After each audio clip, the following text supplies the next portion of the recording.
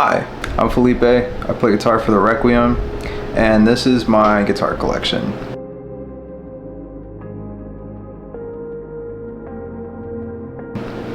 So every guitar that I'm going to talk about in this video, I acquired in 2024 or prior. So as of right now in 2025, I haven't gotten anything new and fun, but that's okay. I actually love the guitars that I have already. I also don't really have room for more at the moment, so I need some time to figure out where I can make room to kind of just, you know, put some new additions to the collection. But yeah, so this first guitar is a Schecter Solo 2 Apocalypse.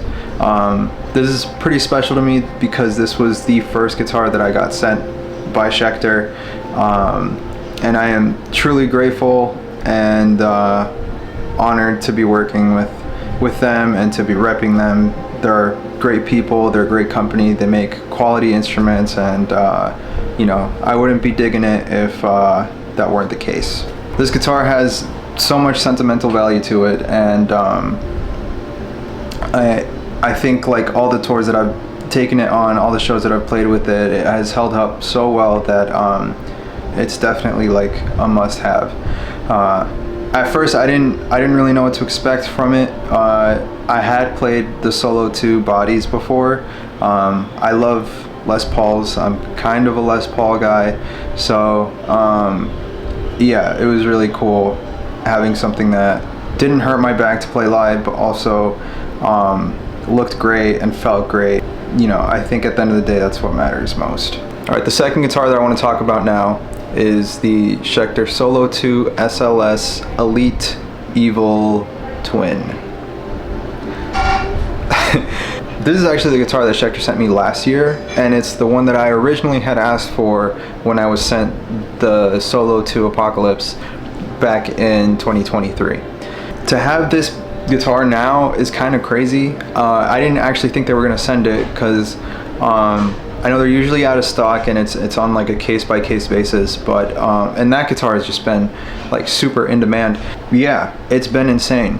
Like I play that guitar and I feel like I don't really need much more because it's already spec'd out the way that I would spec out a guitar in that body style. I think the only thing that I would maybe change is the scale length. It is a 24 3/4 inch scale length. I think like a 25.5 would be ideal. But I'm not bugging. That guitar stays in standard for what I'm doing, or it'll go the lowest it could possibly go for what I have going on for it is going to be like C sharp, drop C sharp, and that scale length can totally handle that, no issues. The body has a satin finish, and you either love it or hate it. I've seen people say that they hate it because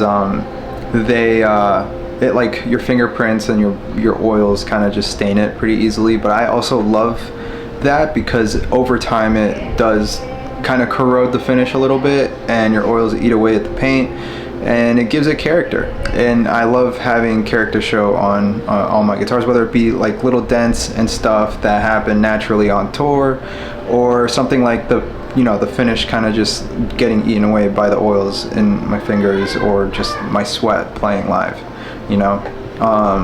I've always thought that was probably one of the coolest things about guitar players and their instruments when I was a kid growing up, so yeah, it's still one of my favorite things. The next guitar we're going to talk about is my Schecter Reaper 6 Custom.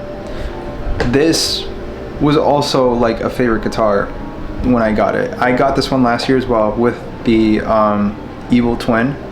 I took this one out on tour last fall and I loved it. There was a slight issue with it though. It might have just been the way I was playing, or maybe I was just moving around too much, but my bridge pickup flew out like mid-set, I think like 3 or 4 dates into the tour, so I had to just tape it to the body and do my best screwing that mounting screw back in for the bridge pickup. It doesn't have Fishmans, it has just the Schecter stock pickups, but they work really well, and they sound great for a lot of different styles, and more importantly, that guitar just feels really, really good.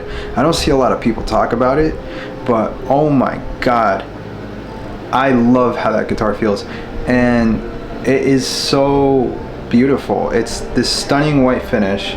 Maybe because I grew up like listening to Slipknot, and Mick Thompson also had a very similar Ibanez.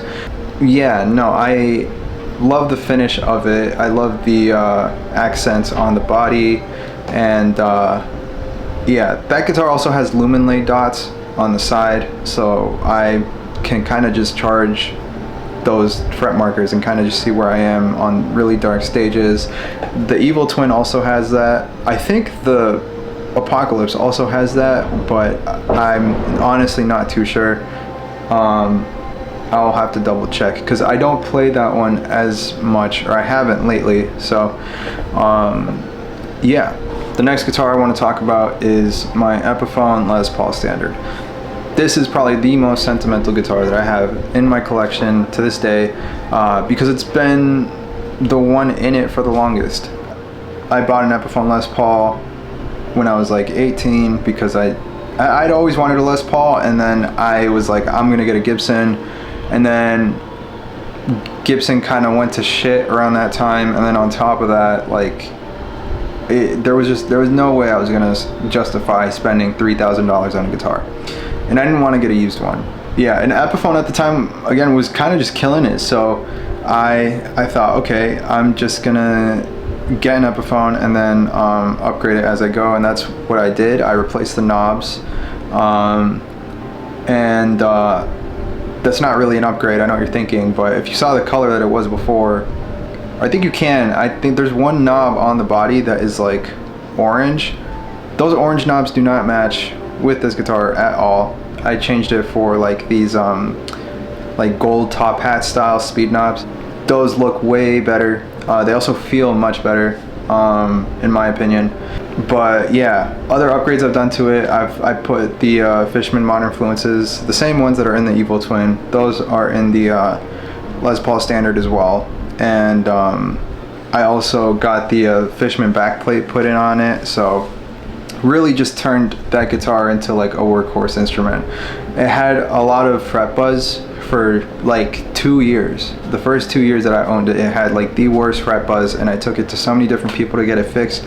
None of them could fix it until our homie Ben, who also works on my buddy Salem's guitars, shout out Ben, he was able to get rid of that fret buzz for me on it, and plays amazing. I think it's just the wood paired with those pickups, it just sounds insane. It's so good.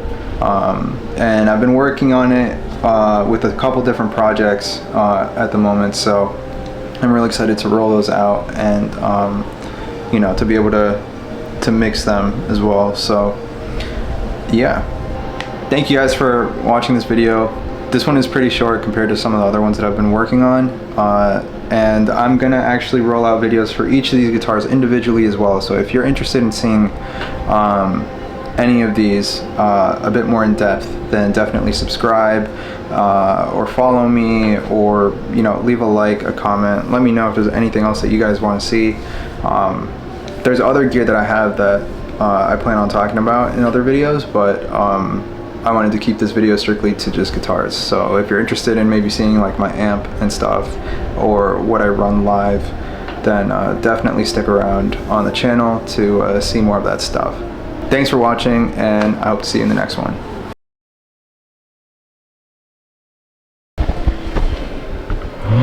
Brownie! Brownie! Ah, not the lens!